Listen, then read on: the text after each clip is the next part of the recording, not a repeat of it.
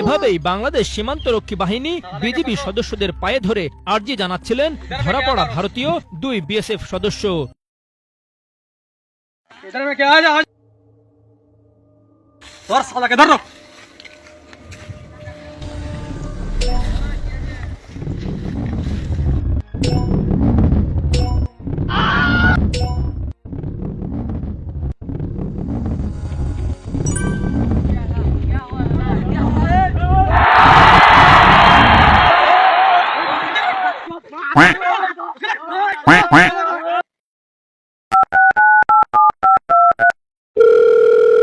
Hello sir, এখানে 2 জন BSF চলে এসেছে আমাদের এলাকায়, 2 জন কৃষককে ধরে নিয়ে চলে এসেছে।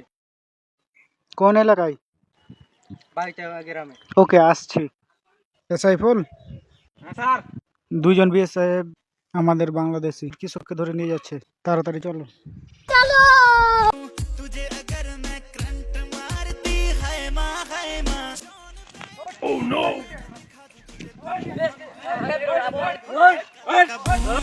छोड़ दो सर, मुझे माफ कर दो।